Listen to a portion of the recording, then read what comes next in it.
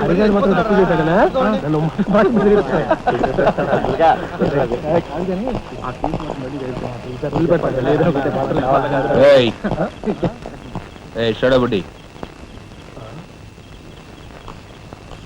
ఏంటి సార్ ఎక్కడి నుంచి రాస్తున్నారు?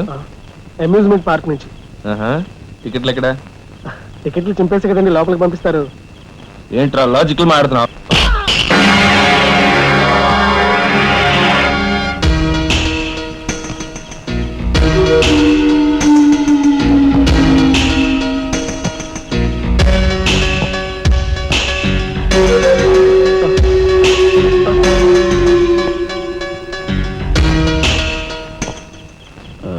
ఎందుకు సార్ మా వాడిని కొట్టారు? పక్క వీధిలో కార్మిక నాయకుడు మర్డర్ జరిగింది.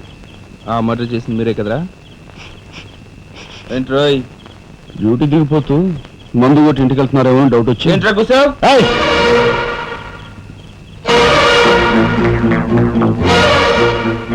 అసలైన నేరస్తులు పట్టుకోవడం చేత కాకపోతే యూనిఫామ్ తీసేసి ఇంట్లో కూర్చో. అంతేగాని రోడ్డు మీద పోయే వాళ్ళని పట్టుకోవాలనుకుంటే ఎవరు ఊరుకోరు. జాగ్రత్త. పోయండి రా.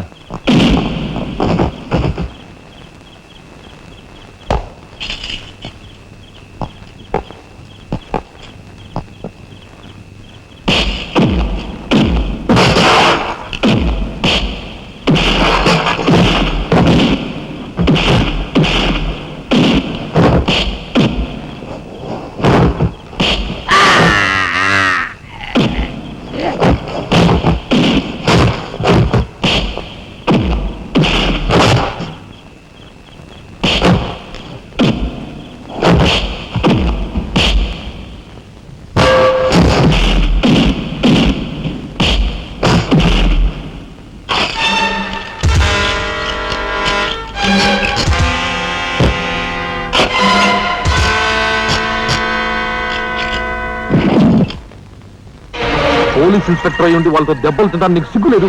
24 గంటల్లో ఆ గ్యాంగ్ ని పట్టుకుని పోలీస్ స్టేషన్ లో పెట్టకపోతే నిన్ను మర్డర్ చేస్తాను. అండర్స్టాండ్?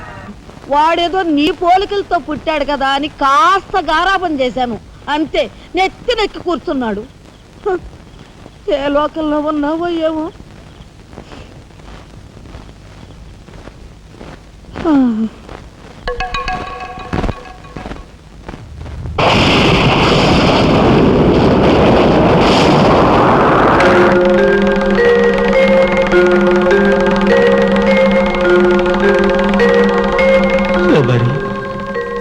ఏమిటి ఆ చూపు? నేను గుర్తుపట్టలేదా? అయ్యా నా దేవుడు, నువ్వా? అయ్యా నన్ను తాకరాదు. ఆత్మరూపంలో ఉన్న నన్ను తాకితే మాయమైపోతాను. అపచారం అపచారం. అయ్యా పచ్చికుండగా ఒక్క రోజు కూడా గడ్డం మాయనిచ్చేవాడివి కాదు. మగ మహారాజులాగా మెలమెల మెరిసిపోయేవాడివి. ఇప్పుడు ఏంటయ్యా గడ్డం అట్ట మాసింది? అదక్కడి రూలు. ఏమిటి చిన్నాడి మీద విరుచుకు పడుతున్నావట? వాడొట్టి అల్లరాడైపోయాడయ్యా. వాడిని ఇంటికి రాని వాడి కాళ్ళని కొడతాను. ఎంత పొరపడుతున్నావు శబరి? చిన్నాడంటే ఎవరనుకున్నావు? ఎవరు? నేనే. నీ మీద మమకారం చావక ప్రేమ తీరక మళ్ళీ వాడి రూపంలో జన్మించాను. వాడే నేను, నేనే వాడు. నువ్వా? చిన్నాడిది నీ అంశ? ఒట్టు. మరి ఇన్నాళ్ళు నువ్వు నాతో చెప్పలేదేమయ్యా? ఆ ఐడియా నాకు ఇప్పుడే వచ్చింది ప్రియ. చూడు శబరి, ఇక మీదట వాడు ఎంత లేటుగా వచ్చినా, ఎంత పొద్దుకి లేచినా, ఏ పని చేసినా చేయకపోయినా వాడిని కించత్ మాట అన్నాహో స్వర్గంలో నేను క్షోభపడిపోతాను. అమ్మో అమ్మో, ఎంత మాట! వాడికి ఏమన్ను?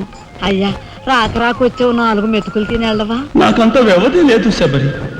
అవతల స్వర్గంలో నా కోసం బ్రహ్మ, ఊర్వశి, మేనక డాన్స్ చేయకుండా ఎదురు చూస్తూ ఉంటారు. శబరి ఏమిటా అలక? సహజమే. చూడు శబరి, నువ్వు నాకు పాదాభివందనం చేసుకుంటే నీకు స్వర్గం ప్రాప్తిస్తుంది. అక్కడ మనం కలిసి డాన్స్ ఆడదాం. నిజమా?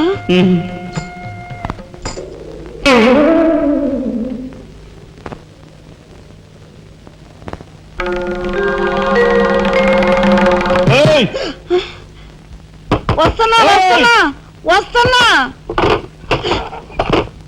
తలుపులు బాత్తుడు వినపట్లా? ఏదో లోకంలో ఉండి ఏదో లోకంలో రఫ్ ఆడించేస్తానేమనుకున్నావు? భోజనం చేసావా? ఆ, ఇంకా పడుకోలేదే? నువ్వు వస్తావని. నేను వస్తానని అర్ధరాత్రి వరకు నా కోసం ఎదురు చూస్తుంటే నీ ఆరోగ్యం ఏమైపోతుంది? పడుకో. ఏమిటా చూపు? పడుకో.